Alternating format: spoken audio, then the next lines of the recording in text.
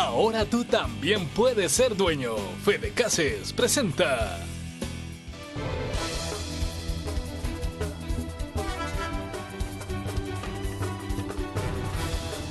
Estamos de regreso, muchas gracias por continuar con nosotros. Tal como lo dijimos, el padre Andreu Oliva, el rector de la UCA, está con nosotros, y también Janet Aguilar, directora del Instituto de Opinión Pública de la UCA. Muchas gracias, Janet. Padre, también muchas gracias por estar con nosotros. Muchísimas gracias. Como ya es una tradición esto, ¿no? La UCA viene acá y nos da los resultados de las encuestas. Así que, padre, después de darles la bienvenida, quiero conocer su opinión sobre esta encuesta, que es la última que va a realizar la UCA, obviamente, ¿no? Como todas las casas encuestadoras, porque ya no habrá más tiempo. Coméntenos un poco cómo se desarrolló la encuesta. Bueno, buenos días, Romeo, y buenos días también a toda la teleaudiencia. Gracias por darnos la oportunidad, ¿verdad?, de comentar la encuesta postelectoral y electoral del UDOP. Esta encuesta tiene dos partes. Yo creo que es importante hacer énfasis en ello, porque una parte quiere evaluar el proceso electoral realizado el 2 de febrero, en la primera vuelta de las elecciones presidenciales, y la segunda parte entonces sí explora la intención y las preferencias electorales de la población de cara a la segunda vuelta del 9 de marzo. ¿Verdad? Es una encuesta como las que solemos hacer habitualmente en el UDOP, con una muestra nacional, ¿verdad?, y cumpliendo todos los parámetros que la estadística... En los 14 departamentos. En los 14 departamentos y los distintos dice. Municipios del país, ¿no? Janet, hablemos de la primera parte entonces, dividámosla así como lo acaba de decir el padre Andreu Oliva. La primera parte se dedicó a evaluar los resultados de la primera vuelta y cómo los salvadoreños percibieron estos resultados de la primera vuelta. Hay satisfacción de la población salvadoreña, sobre todo, entiendo, en el tema del árbitro, ¿no?, que es el Tribunal Supremo Electoral. Es un dato importante. Importante resaltarlo porque ha sido el Tribunal Supremo Electoral una entidad cuestionada por algunos sectores de la sociedad salvadoreña, sobre todo sectores conservadores. Incluso cuando se iba a la primera vuelta se habló en un primer momento de un fraude, un posible fraude, y ese discurso fue bajando. Ahora hay una evaluación ya de parte de la población salvadoreña sobre el trabajo del Tribunal Supremo Electoral. Sí. En efecto, contrario a lo que han señalado sectores, sobre todo de derecha, respecto a señalamientos en torno al proceso y a la mala actuación del Tribunal Supremo Electoral en las pasadas elecciones, la población evalúa de forma bastante positiva el trabajo del Tribunal Supremo Electoral, sobre todo en lo que tiene que ver con la organización y el desarrollo del proceso electoral. Le pedimos a la gente que le otorgara una calificación promedio al tribunal en una escala de 0 a 10 y obtuvo un promedio de 7.93. Esta, en comparación con otras mediciones preelectorales en donde también hemos medido la evaluación del TSE, es la más alta que se ha registrado en los sondeos del UDOP. A su vez, el 92% de la gente señala, por ejemplo, cuando se le pregunta si los centros de votación donde le correspondían votar estaban cerca de la dirección que aparecía en su DUI, esto en alusión justamente a este esfuerzo que por primera vez se desarrolla en el país a escala nacional del voto domiciliar. 92% de la población admitió que estaban cerca, ¿no? Entonces, claramente hay una aprobación de parte de la población hacia el trabajo del Tribunal Supremo Electoral, sobre todo en lo que tiene que ver con la logística, la organización y administración del proceso electoral. Esa es la figura número 1. Comenzamos con las gráficas para que ustedes lo tengan también en pantalla. La figura número 1 que dice interés por asistir a votar en las próximas elecciones. Bueno, esta es ya la figura número 1, conociendo ya la opinión de los salvadoreños en torno al Tribunal Supremo Electoral. ¿Qué interés tienen los salvadoreños por asistir a votar el próximo 9 de marzo? Ahí está. Janet, si nos explicas esa gráfica, y te quiero pedir algo, ¿no? A ver si nos explicas si hay más interés ahora respecto a la primera vuelta. Sí, justamente lo que encontramos es que en relación a la encuesta de hace un mes, ¿verdad?, la encuesta de enero, ha crecido de forma importante el interés por asistir a las urnas. En la encuesta de enero, alrededor de la mitad de la gente expresaba mucho interés en asistir a las urnas. Esto ha crecido un mes después casi al 70%, 69.4% de la población expresa mucho interés en asistir a votar, ¿no?, el próximo 9 de marzo. Esto no significa automáticamente que esto se va a traducir en mayor participación electoral, pero lo que advertimos es un clima de opinión de mayor entusiasmo hacia el proceso, y esto claramente ha tenido que ver con el buen desempeño del Tribunal Supremo Electoral. Eso ha transmitido mayor confianza, y a su vez, cuando preguntamos por el grado de confianza que la gente le otorga al próximo proceso, también ha crecido prácticamente, digamos, se ha duplicado los que dicen tener mucha confianza en los próximos comicios de marzo. Tú resaltas un elemento que es la confianza en el Tribunal Supremo Electoral, y probablemente por eso ha crecido el interés de la población de ir a votar en las próximas elecciones. ¿No hay otros factores, padre, que se han identificado que también estén motivando a ir a votar en las próximas elecciones, o sí? En principio no hemos identificado otros factores, más que al subir la confianza en el proceso electoral, sube también el interés en ir a votar. Evidentemente, yo creo que hay que tener en cuenta que al polarizarse la elección, ¿verdad?, al haber solamente dos partidos, como va a ser el FMLN y Arena en esta ocasión, entonces también la población, ¿verdad?, siente que la decisión es más crítica, que hay que decidir entre dos contrincantes que tienen unas posiciones bastante distintas. Entonces eso también de alguna manera motiva el interés. Pero es importante, porque cuando hemos preguntado a la gente por qué no tiene interés en ir a votar o no ha ido a votar, no se trata tanto de que no supieran dónde votar o que no tuvieran el DUI o que no se les hubieran enterado del proceso electoral, sino que tiene mucho que ver con el trabajo que han hecho los mismos partidos, ¿verdad? La gente alude que no fue a votar porque ninguno de los candidatos le interesaba, porque no cree en la democracia, porque las campañas han sido muy confrontativas. Eso llega al 70% de la población, ¿verdad? Mientras que las dificultades de no saber dónde votar o no tener DUI, ¿verdad?, han sido solamente un 20% de la población. Aunque, Janet, en la figura número 5 también la gente hace su valoración sobre las campañas electorales de los dos partidos principales, ¿no? De los dos partidos que van a la contienda, a la segunda vuelta. Ahí tienes tú la gráfica para que puedas explicarnos. Esto ha crecido desde la encuesta anterior de ustedes hace un mes, como tú decías. ¿Ha crecido la valoración de los partidos políticos?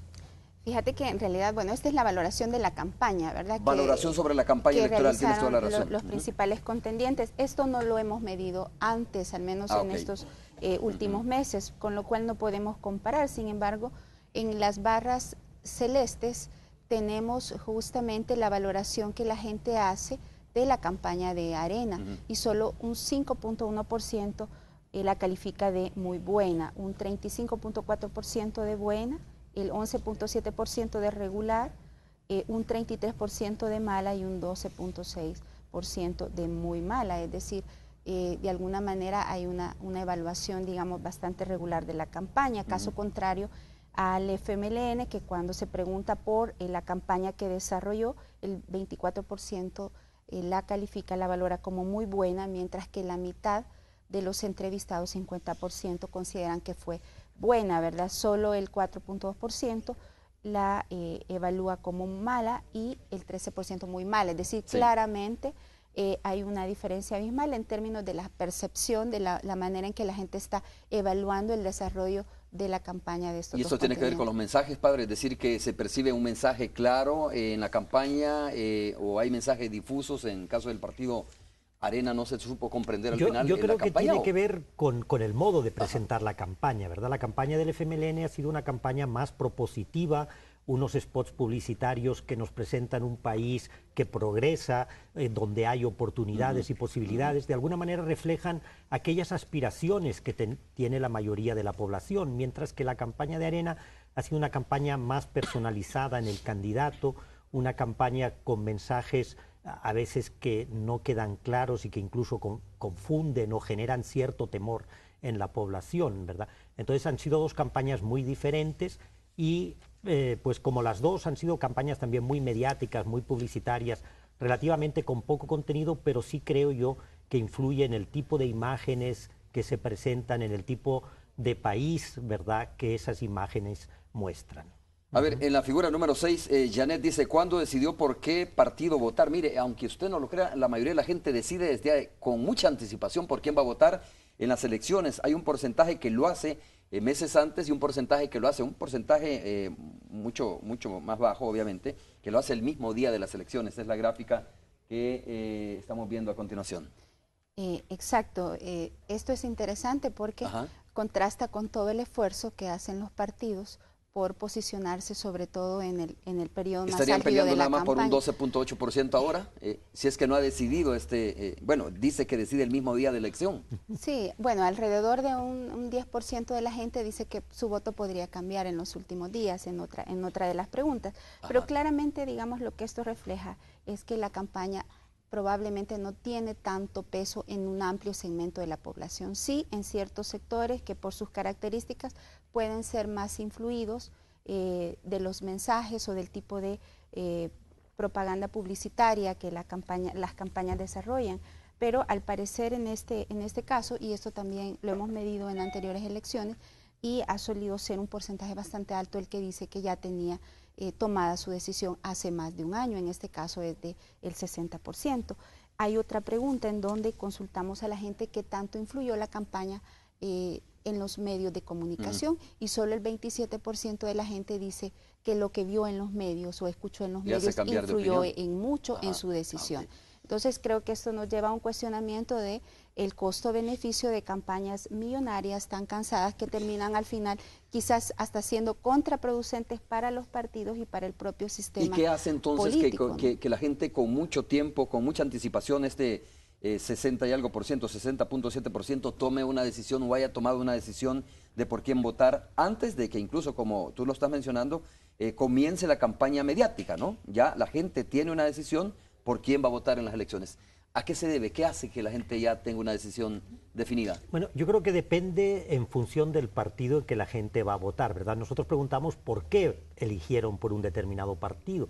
Y entonces vemos que en el caso de los que votaron por Arena, la mayoría de su voto tiene que ver con cuestiones de afinidad ideológica, de tradición, de simpatía con el partido, ¿verdad? En cambio, en el caso del FMLN, la mayoría de los votantes del FMLN optaron por FMLN por las obras que han hecho, porque ayudan a los pobres, porque quieren que los cambios sigan. Entonces, de alguna manera, estas decisiones tienen que ver o porque ya son el voto duro del partido y por tanto están identificados con ese partido, o porque ven un trabajo realizado a través de la experiencia en el gobierno, que es lo que les va decantando en su voto.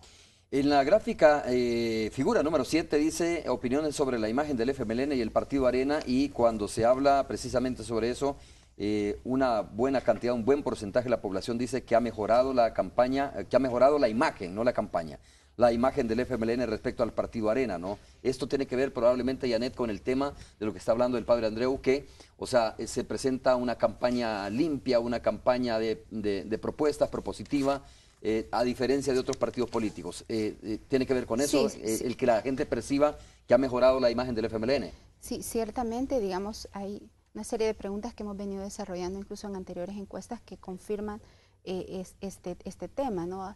El FMLN ha crecido en términos de simpatías, de preferencias de manera progresiva en el último año y estas mayores simpatías se van consolidando ya cerca de la elección, y esto también tiene que ver con el tipo de campaña, pero sobre todo porque se ha logrado, digamos, posicionar ante la población como la alternativa que puede hacer posible ese esperado cambio social entre la población, sobre todo con este mensaje de vamos a continuar los cambios, el énfasis en la cuestión de los logros sociales, el hecho de que le están apostando, o al menos en términos de las promesas, a continuar y ampliar muchas de estas iniciativas que inició el gobierno de Funes. Entonces, todo eso permite, digamos, captar más y mayores apoyos, e incluso lo que hemos encontrado en el último año, sobre todo de medición, es que el FMLN ha logrado captar apoyos electorales en sectores más allá de su voto, de su elector tradicional, en sectores más amplios y diversos, en que tradicionalmente incluso en el pasado habían votado por Arena. A ver, ¿qué tanto afecta o qué tan determinante es para que esta gente cambie de opinión o tenga otra opinión el tema de la coacción, el miedo de que, bueno, del socialismo siglo XXI, el miedo incluso, padre, y hay que decirlo francamente, ¿no? El miedo, que yo sé que esta pregunta no le hicieron, de que pueda pasar en El Salvador lo que está pasando en Venezuela, por ejemplo. Esas cosas, esos conceptos, esas frases, ese símil que se trata de hacer, ¿Está afectando, la gente lo compra como miedo o le es indiferente esta situación? Yo creo que sin duda habrá una parte de la población que sí comprará esto, ¿verdad? Y que es una apuesta que se nota que está presente en el país y se está como nunca, ¿verdad?, mostrando la realidad de Venezuela y los problemas que están habiendo en Venezuela, y eso pues alguna incidencia tendrá en la campaña. Pero por otro lado yo creo que la población salvadoreña es una población muy informada políticamente y lo muestran pues el tipo de programas en televisión como el que ahora estamos, que se dan en todos los canales de televisión a diario, y hay mucho interés. Por otro lado, la población pues ha visto, ¿verdad?, que el FMLN ya ha estado en el gobierno 5 años y qué es lo que ha ocurrido.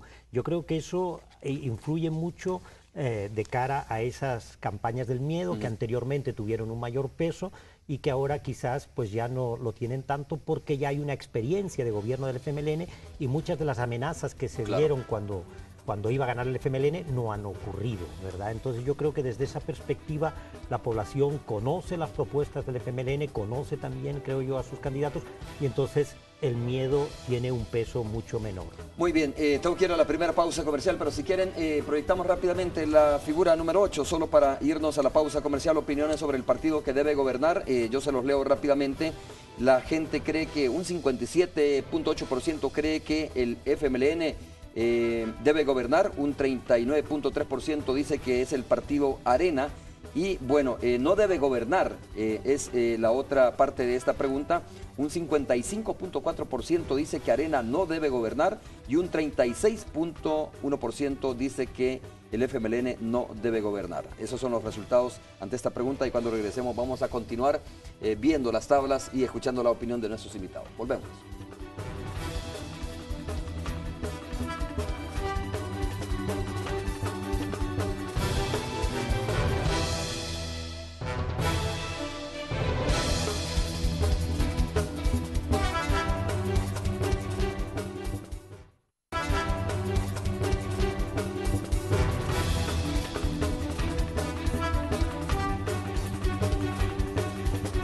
Bueno, estamos de regreso. Figura número 9, candidato al que escogería para presidente. Le estamos mostrando los gráficos o las gráficas para que usted, por supuesto, también las vea y conozca cuál es la situación. El análisis es importante, pero también es importante esto, ¿no? Lo que está pensando la población, lo que la población cree que es lo más conveniente. Janet. Sí, bueno, como es habitual, hicimos una serie de preguntas para aproximarnos al tema de las simpatías e inclinaciones partidarias, y esta fue una de ellas, ¿verdad?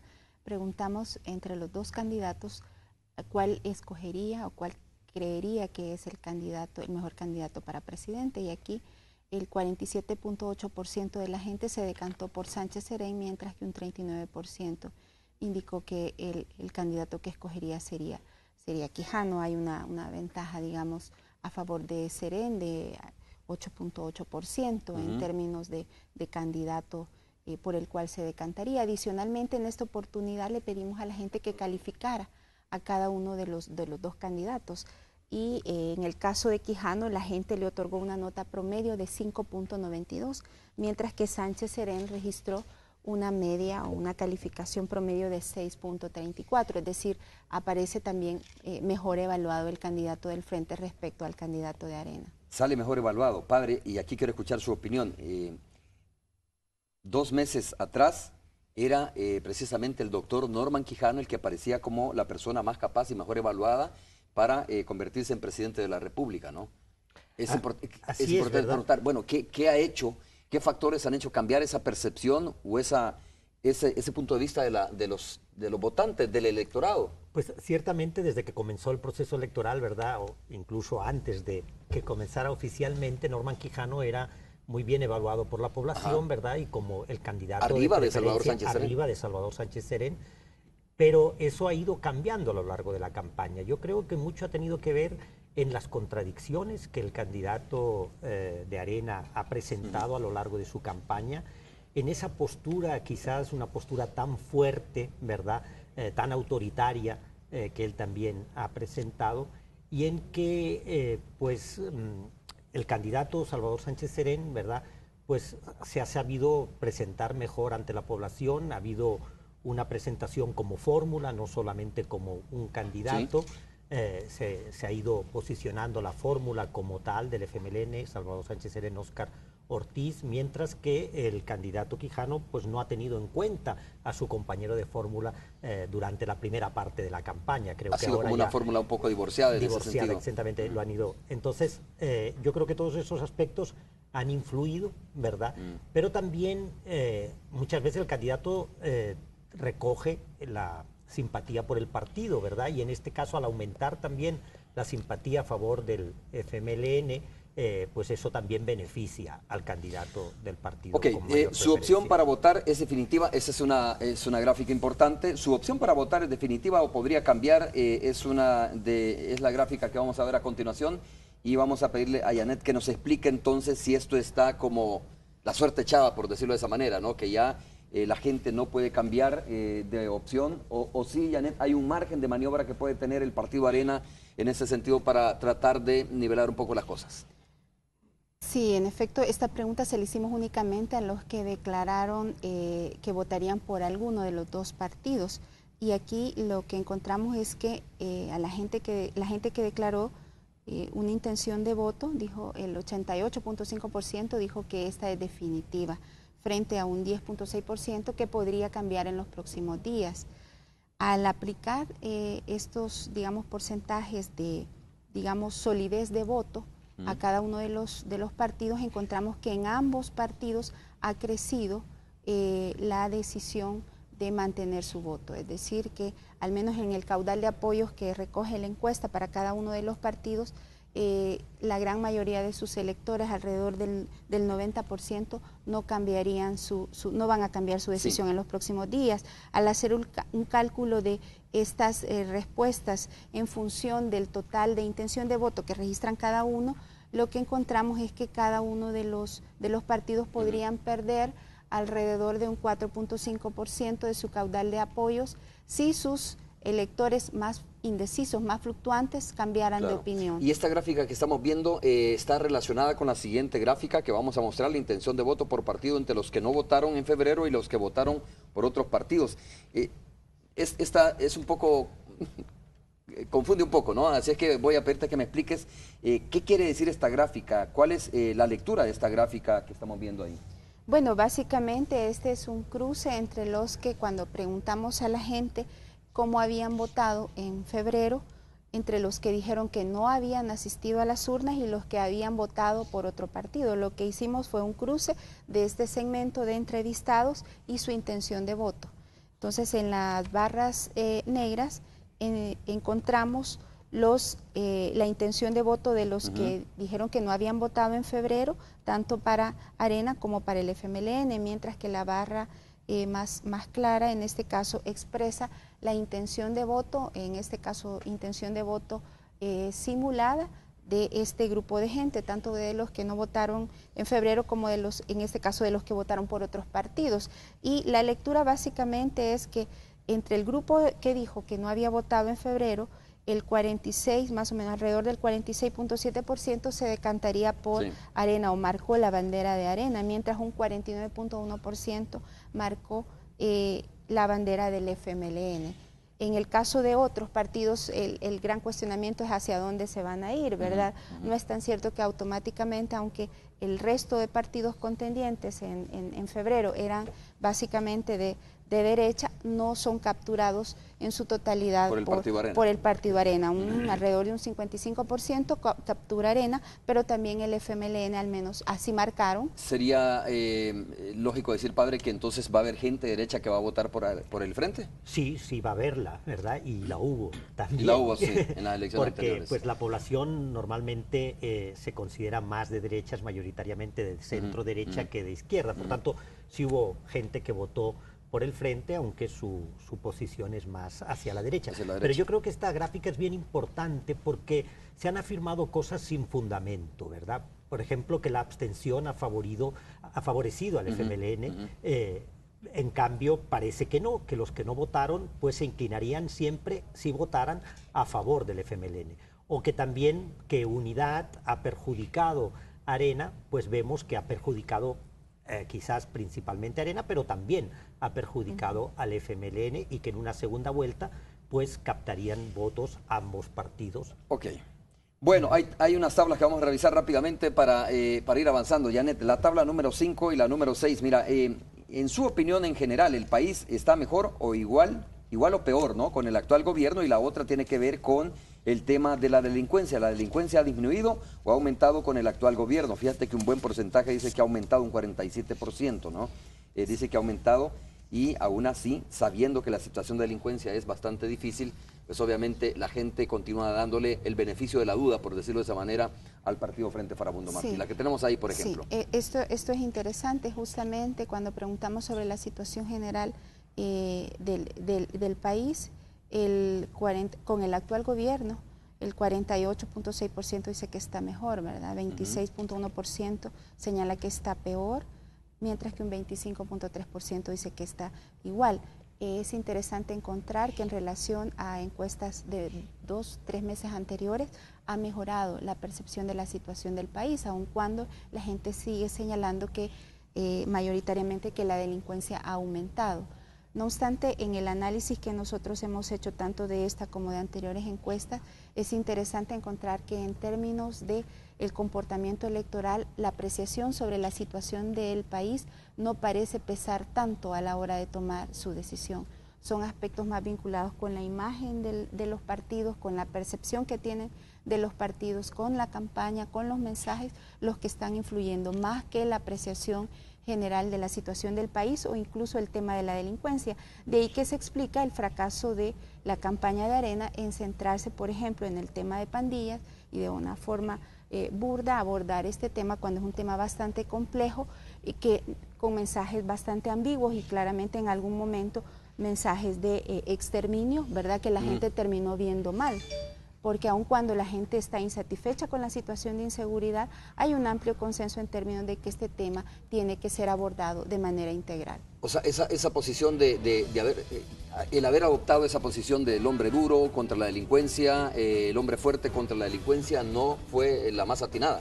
Parece que no, ¿verdad? Y que la población pues está harta también, creo yo, de violencia, y es consciente que con más violencia se incrementa la violencia en lugar de disminuirlo. También pues vemos que una buena parte de la población vive este problema de las pandillas a diario en los barrios populares, en las zonas marginales, ¿verdad? Y creen que la violencia les va a afectar también a ellos y que es necesario buscar otras alternativas, como decía Janet, mucho más integrales, apostarle más a la prevención. Y yo creo que eso se ha entendido porque en el discurso de esta segunda parte de la campaña aparecen estos temas que no aparecieron en la primera. Perfecto, de nuevo una pausa comercial. Cuando regresemos vamos a la lámina 38-39. 4 láminas más nos faltan para ir aterrizando, porque si no, no vamos a salir con tiempo para ver los resultados finales sobre esta encuesta que acaba de publicar la UCA. Volvemos.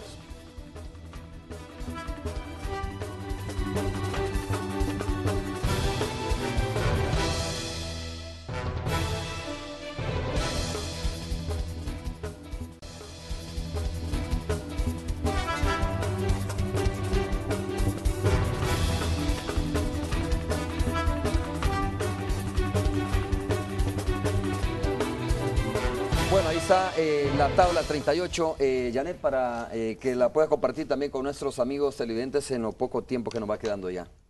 Sí, bueno, incluimos una serie de preguntas orientadas también a indagar un poco más sobre la imagen de los dos partidos. Preguntamos a la gente a cuál partido considera más capaz de crear fuentes de trabajo, de bajar el costo de los servicios básicos, de reducir la delincuencia, y en esta oportunidad también, bueno, de reducir la pobreza y también de controlar o de luchar contra la corrupción. Esta es la que corresponde a la capacidad para crear fuentes de trabajo, y aquí el 14.1% dijo que ninguno de los dos partidos, el 48.2% cree que el FMLN es más capaz de crear más fuentes de empleo, mientras que un 33.2% dijo que Arena era más capaz en este ámbito.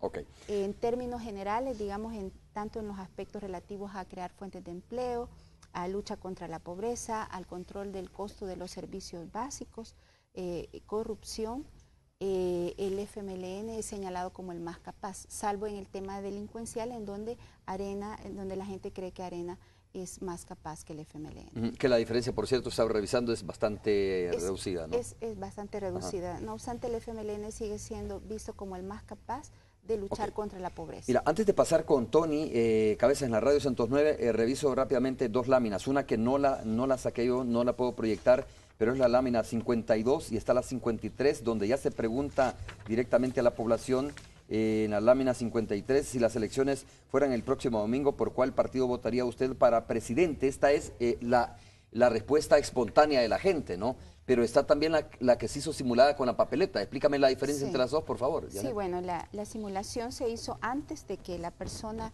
ofreciera la entrevista. Una vez, digamos, aceptó dar la entrevista, se le entregó una papeleta similar a la que va a usar el TSE el próximo 9 de marzo y en privado se le pidió que marcara con una X la bandera del partido por el cual pensaba votar el próximo 9 de marzo. Y aquí lo que encontramos es que el 56.2% de la gente que aceptó hacer la simulación marcó la bandera del FMLN, mientras un 41.8% marcó la bandera de Arena. El 2% se abstuvo o, digamos, no anuló su Ahí es voto. donde arroja una diferencia de 14 punto y algo. 14.4%. Y en la lámina 53 que estamos viendo, que es distinta. Exactamente, esta es la intención de voto manifiesta. Casi al cierre de la entrevista, del desarrollo de la encuesta, se le pregunta de forma abierta a la gente si las elecciones fueran el próximo domingo, por cuál partido votaría. Y aquí el 1.3% dijo que anularía el voto, es decir, que no va a votar por ninguno.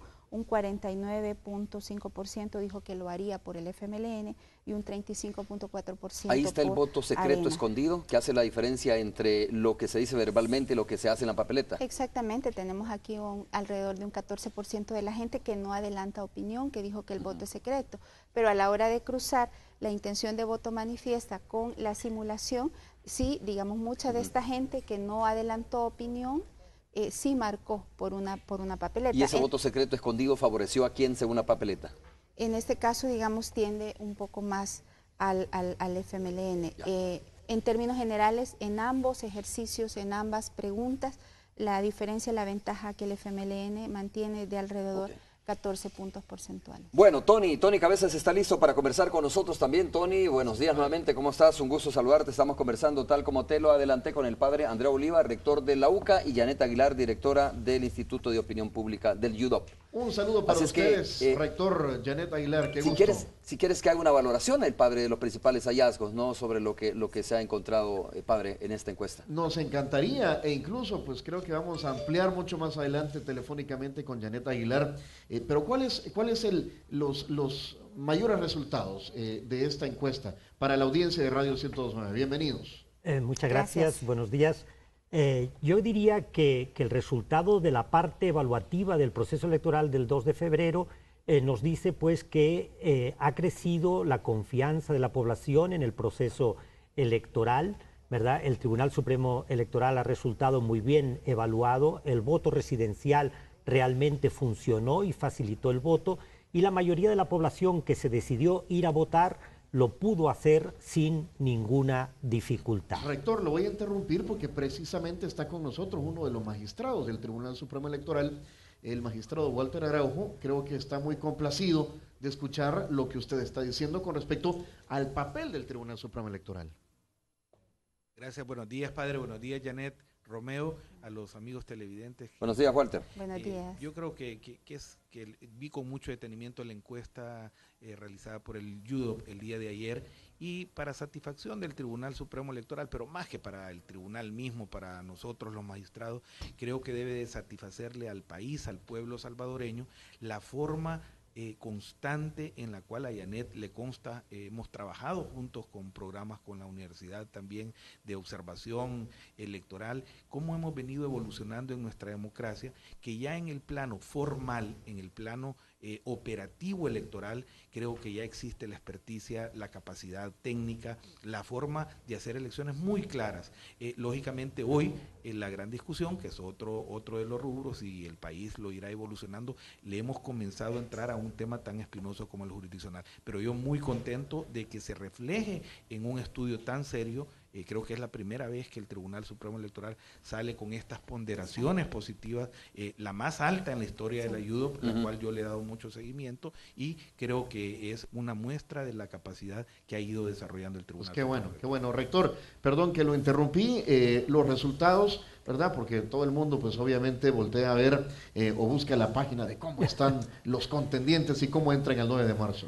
Así es, ¿verdad? Bueno, los resultados, si las elecciones hubieran sido la semana pasada, que es cuando nosotros realizamos la encuesta, pues la mayoría de la población se inclina a favor del FMLN, y lo hicimos de distintas maneras y en las dos perspectivas la población siempre elige la fórmula del FMLN como fórmula de su preferencia. En el caso del voto simulado, utilizando una papeleta parecida a la que se va a utilizar en las elecciones del 9 de marzo, el FMLN obtiene el 56.2% de los votos y Arena el 41.8% de los votos, mientras que cuando se le pregunta personalmente a la persona cuál es el partido que va a elegir a las elecciones, el FMLN obtiene el 49.5% de los votos y Arena obtiene el 35.4% de las preferencias electorales. Esto es interesante, Tony, porque cuando se va con la papeleta en la privacidad, ¿no?, de la urna, así como lo hizo la UCA en este caso,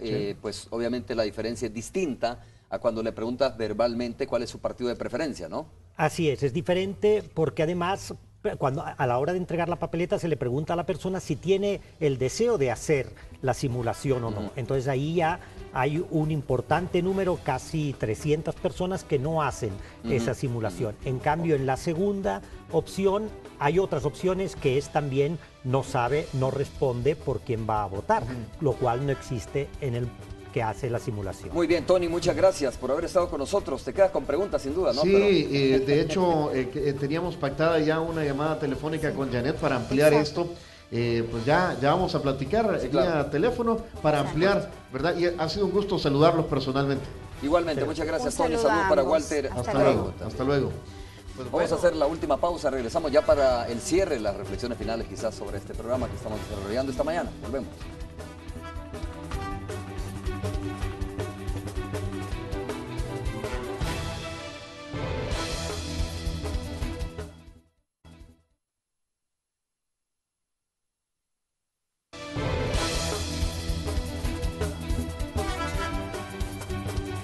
Solo hoy, Super Pack usa ilimitado por solo $1. Actívalo marcando *555 numeral.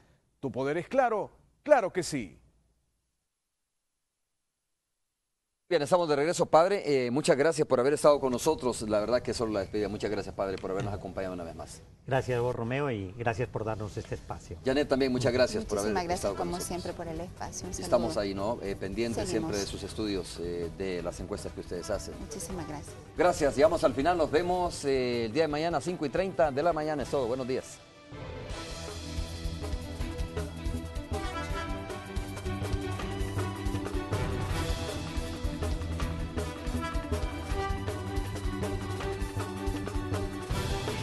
Ahora tú también puedes ser dueño. Fede Cases presentó